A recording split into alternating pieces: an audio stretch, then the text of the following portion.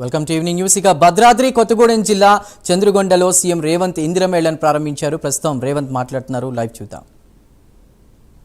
ఇవాళ దాదాపుగా కొద్ది మందికే ఇంకా భూములు ఇచ్చే అవకాశం ఉంది. ఇవాళ భూములు అందుబాటులో లేవు. అందుకే మన దరిద్రం తీరాలన్నా, మనం బాగుపడాలన్నా విద్య ఒక్కటే మార్గం.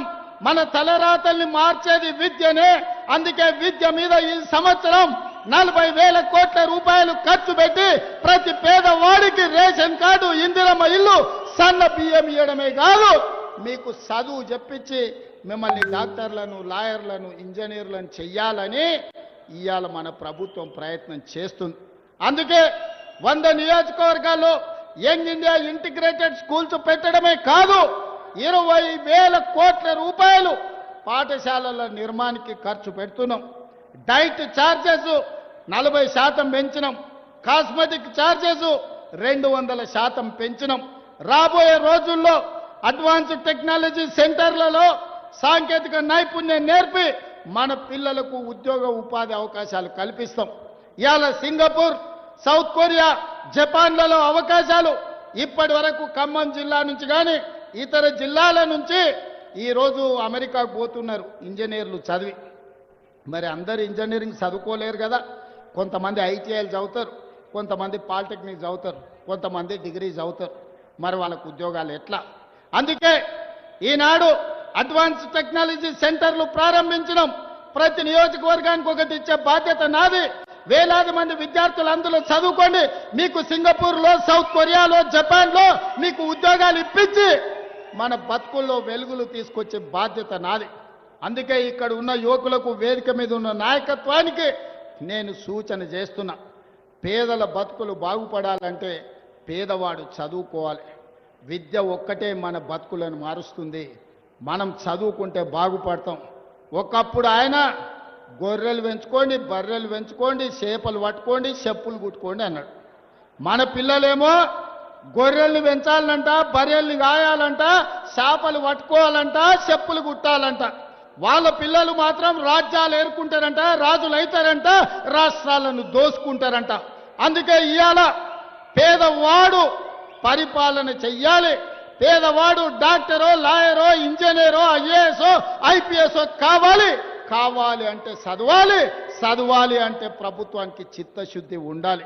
అందుకే నా ఏకాగ్రత మొత్తం చైతన్యం కలిగిన ఖమ్మం జిల్లా ప్రజలకు, యువకులకు నా విజ్ఞప్తి, చదువుకోండి. మీరు చదువుకి ఏం కావాలనో నన్ను అడగండి. ఎవరో సహాయం చేస్తే బ్రతకడం కాదు, మనమే 10 మందికి సాయం చేసేటట్టు ఎదగాలి. ఆ ఎదగాలి అని అంటే ఇవాళ పేదరికం పోవాలి అంటే చదువుకోవాలి. అందుకే మిత్రులారా, ఏ మంచి కార్యక్రమాన్ని మొదలుపెట్టినా మీ ఖమ్మం జిల్లాకే నేను వస్తున్నా. ఇవాళ మీ జిల్లాకి ఇన్ఛార్జిగా కూడా నా మిత్రుడు శ్రీహరిని మీ జిల్లాకు పంపించిన. ఎందుకంటే నా పక్కనే నియోజకవర్గం, నాకు ఎప్పుడు అందుబాటులో ఉంటాడు. ఇంతకుముందు కూనంనేని రామశివరావు గారు, రామదాస్ గారు, ఆదినారాయణ, చాలామంది ఎమ్మెల్యేలు నాకు కాగితాలు తెచ్చిస్తారు. సార్ మా సమస్యలు ఉన్నాయి.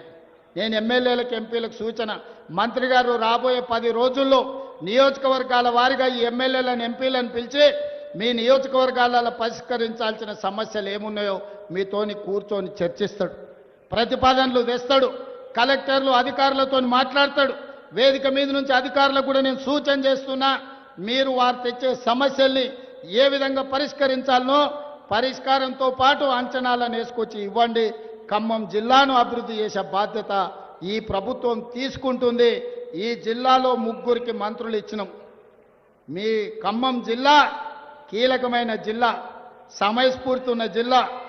ఆర్థిక శాఖ మీ దగ్గరనే ఉంది, వ్యవసాయ శాఖ మీ దగ్గరనే ఉంది, రెవెన్యూ శాఖ మీ దగ్గరనే ఉంది, హౌసింగ్ శాఖ మీ దగ్గరనే ఉంది, విద్యుత్ శాఖ మీ దగ్గరనే ఉంది. ఉన్నదంతా మీ దగ్గరనే ఉంది. ఏదైనా ఖమ్మం వాళ్ళని అడిగి తీసుకునే బాధ్యత నా మీద ఉన్నది. కాబట్టి ఖమ్మం జిల్లా ప్రాధాన్యత ఎప్పటికీ తగ్గదు. రాజ్యసభ ఇస్తే కూడా ఖమ్మం జిల్లాలో రేణుకా చౌదరి గారికి ఇవ్వడం జరిగింది. అందుకే మిత్రులారా, ఇవాళ ఈ కార్యక్రమాన్ని ముందుకు తీసుకువెళ్ళండి. మనం రాష్ట్రాన్ని అభివృద్ధి చేసుకుందాం. చివరిగా ఒక్క మాట, 2014 నుంచి 2024 వరకు 10 సంవత్సరాలు కాంగ్రెస్ పార్టీ అధికారంలో ఉంటే సంవత్సరానికి 2.5 లక్షలు, 2004 నుంచి 2014 వరకు ఎట్లయితే 25 లక్షల ఇండ్లు ప్రతి సంవత్సరం 2.5 లక్షల ఇండ్లు కట్టినరో 14 నుంచి ఒకవేళ 24 వరకు ఇందిరమ్మ రాజ్యమే ఉండుంటే పేదోళ్ళకి 25 లక్షల ఇండ్లు వచ్చుండేవి. మరి 10 ఏళ్ళు మనకు అన్యాయం జరిగింది. రాబోయే 10 ఏళ్ళు ఇందిరమ్మ రాజ్యం ఉండాలి, పేదవాడికి ప్రతి వాడికి ఇల్లు రావాలి, ఆ ఇల్లు తెచ్చే బాధ్యత మనందరం తీసుకుందామని తెలియజేస్తూ మీరు మళ్ళొక్కసారి పెద్ద ఎత్తున మీ మంత్రి పొంగులేటి సీనన్నకు ఇంత మంచి కార్యక్రమం పెట్టినందుకు పెద్ద ఎత్తున చప్పట్లు కొట్టి వారి అభినందించండి. వారు కోరుకునేది మీరు గప్పే దుప్పట్లు, మీరు కొట్టే చప్పట్లే వారికి ఆనందాన్ని ఇస్తాయి. చప్పట్లు మళ్ళొక్కసారి గట్టిగా కొట్టాల్సిందిగా కోరుకుంటూ మీ అందరి దగ్గర సెలవు తీసుకుంటున్నా. ధన్యవాదాలు మిత్రులారా.